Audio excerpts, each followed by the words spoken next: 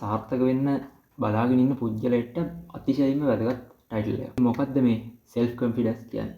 ඔයාලා අහලා ඇති ලොකු ව්‍යාපාර කරන අය ස්ටේජ් එකකට ගිහිල්ලා ස්පීච් එකක් කරද්දී දැකලා ඇති ළඟ ඉන්න කෙනාට කියලා ඇති බලහංකො පොරක තියෙන confidence එක.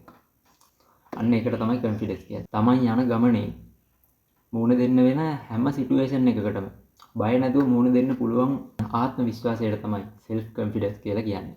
අද කියලා දෙන්නම් ස්ටෙප් 5ක්. ඒ ස්ටෙප් 5 ෆලෝ කරොත් ඔයාට පුළුවන් ඔයාගේ ජීවිතේ self confidence කියන එක වර්ධනය කරගන්න. self confidence කියන එක උපතින්ම ලැබෙන දෙයක් නෙවෙයි.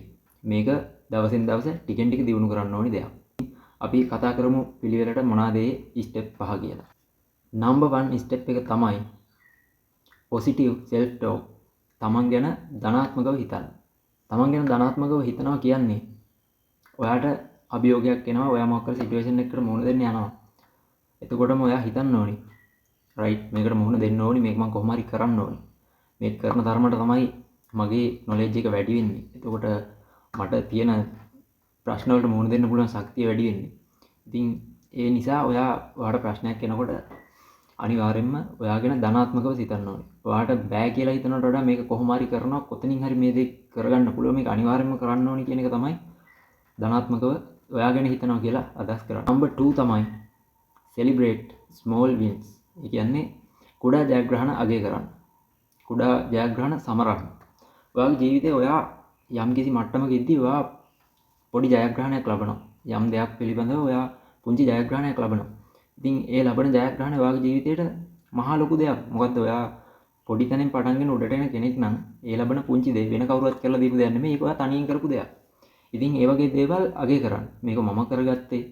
මට කවුරුවත් කරලා දුන්නේ නැහැ. මේක මම තනියෙන් මගේ ශක්තියෙන් කරගත්ත දෙයක්. ඉතින් ඒ කියනකොටම ඔයාට ඔයා ගැන තියෙන ගැම්ම වැඩි වෙනවා. මොකද ඒක ඔයා විසින් කරගත්ත දෙයක් නිසා. ඉතින් ඒකට තමයි කුඩා ජයග්‍රහණ අගය කරන්න කියලා කියන්නේ.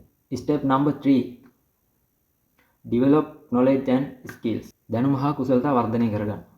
ඔයා දිනෙන් දින ඉගෙන ගන්න ඕනේ. ඔයා කොච්චර ලොකු තැනකට යන චරිතයක් වුණත් කොයි තැන හිටියත් ඔයාට දවසෙන් දවස මැරෙනකම්ම ඉගෙන ගන්න දේවල් මේ ලෝකේ තියෙනවා.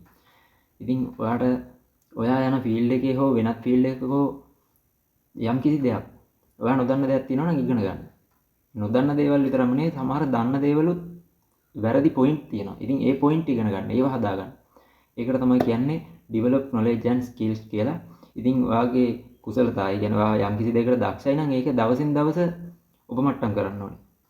Step number 4 body language. body language කියන්නේ ඔයා හිතන්න ඔයා confidence හදාගන්න ඕනි නිසා ඔයා යම් කිසි තැනකට ගිහිල්ලා කතා කරන්න ඔයාට සිද්ධ වෙනවා. ඉතින් ඔයාට එතන කතා කරනකොට ලොකු crowd එකක් ඉන්නවා නම් ඔයාට පුළුවන් වෙන්න ඕනි කෙලින් බලාගෙන ඒ crowd එකම, ඒ කියන්නේ crowd එකේ ඉන්න හැම කෙනෙක් දිහාම බලලා directly කතා කරන්න පුළුවන් මනසක් තියෙන්න ඕනි, ශක්තියක් තියෙන්න ඕනි. කොන්ද කෙලින් තියාගෙන කෙලින් හිටගෙන ලොකු ගැම්මක් එක්ක කතා කරන්න පුළුවන් වෙනවා. ඔයාගේ කටහඬ, එතකොට අතපය හසුරවන විදිහ, එතකොට S2.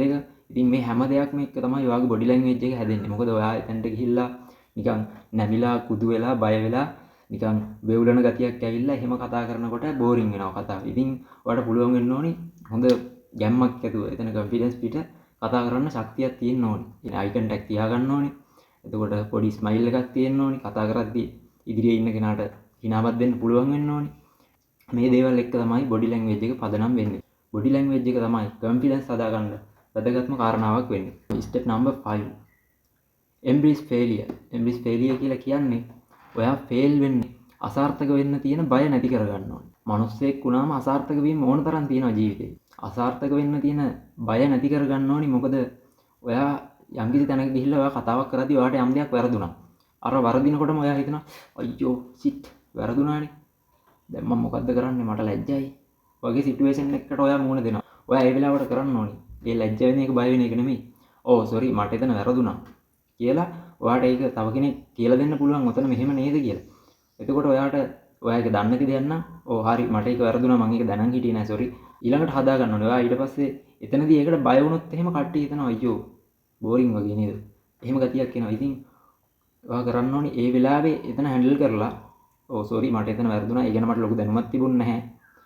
අපි ඉදිරියේදී ඒක හදාගමු කියලා එතන බැලන්ස් කරලා ඔයා ඊළඟට ඇවිල්ලා කරන්න ඕනේ. මට කොතනද වැරදුනේ? ඇයි එතන වැරදුනේ? මොකද්ද මට එතන වරදින්න තිබුණ නොදැනුවත්කම? ඉතින් අන්න ඒ දේ ඔයා හොඳට පොයින්ට් කරලා හදාගන්න ඕනි දෙයක්. ඔයාට වැරදුන තැන, ඔයා ඒ වරදින්න හේතුව, ඉතින් ඒ ටික ඔයා අනිවාර්යයෙන්ම හරි ගස්ස ගන්න ඕනේ. එතකොට තමයි ඊළඟ පාර එතනට ගිහිල්ලා ෆේල් වෙන්න තියෙන බය නැති වුණාම ඔයාට තව ඉගෙන ගන්න තියෙන දේවල් වැඩි. දැන් ඔයා හිතන්න ඔයා එතන ෆේල් වුණාට පස්සේ ඔයා කියනවා නෑ නෑ ඒක එහෙම තමයි. ඒ කියන්නේ ඔයා වැරදි දෙය කියලා ඔයා කියනවා ඒක එහෙම තමයි. ඔයාලා පොඩ්ඩක් බලන්න ඒක ඒ විදිහට වෙන්නේ.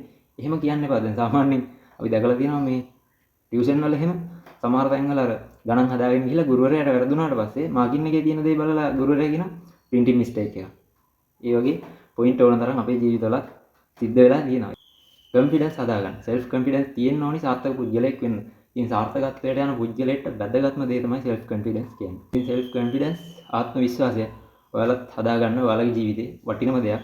මේ වගේ වටින වීඩියෝ ඉස්සරහටත් බලන්න. Facebook එකෙන් අපි follow කරන්න, YouTube එකෙන් subscribe කරන්න. ඉතින් හැමෝටම ජය වේවා.